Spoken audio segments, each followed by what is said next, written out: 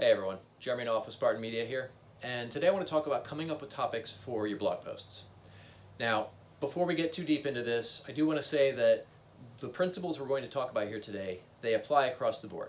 So whether we're talking about a blog post or a video, a podcast episode, pretty much any kind of format, these principles will work for any kind of content. So that being said, we're going to start from the knowledge that we already have in our heads, right? Whether you've been in your industry for 1 year or 20 years, you've got a certain level of knowledge. You've seen things, you've experienced things, you know things that most of your audience and most of your customers won't know. So that's where you want to start, all right? And you could go old school, take some paper and start jotting some ideas down, or you can do some kind of a flow chart, break some of your topics down into the big core principles and then sub-principles from there, things like that. From there, we want to expand out a little bit further. So we can start with some of the keyword tools like Google Keyword Planner or SEMrush, Keyword.io, things like that.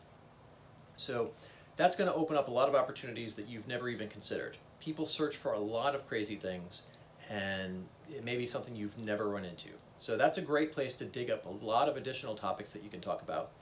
And a lot of times, these tools are going to show what kind of search volume these topics are generating. So that's going to give you some insight as to which topics to prioritize. So keep that in mind. Another thing we can do is look at some of the question and answer sites. Now, most of you are probably familiar with Quora and Yahoo Answers, but there's actually a ton of these websites out there. There's actually a company called Stack Exchange, which has, I think it's over 175 different question and answer type sites focused on specific niches. So take a look at that, see what's out there, dig through some of the questions that are specific to your industry and see what you can find out there. You're going to find a lot of things that you hadn't considered. Another thing you can do is look at social media. So we can search by hashtags. We can see what kind of things people are talking about, what kind of things are trending, what are hot topics, what are things that people are really passionate about right now. So that's a good way to use social media to dig some of this stuff up. At the same time, you can also look at the questions people are asking you on your own Facebook page, your business page if you've got customers on there asking questions. But you can also look at your competitors' Facebook pages. That's going to dig up a lot of additional information for you. All right.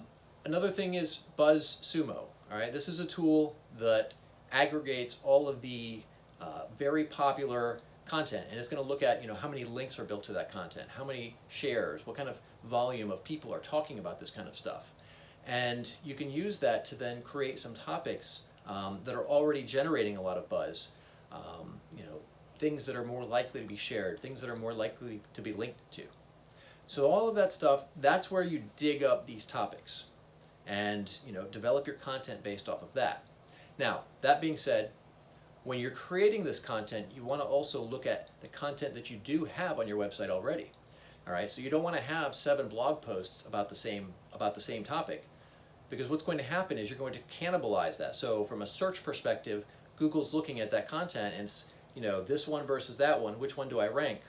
Well, that's going to hurt you in search. So you want to make sure that you've got this strong, unified approach to your content. Have one strong piece rather than 7 different pieces on a particular topic, right?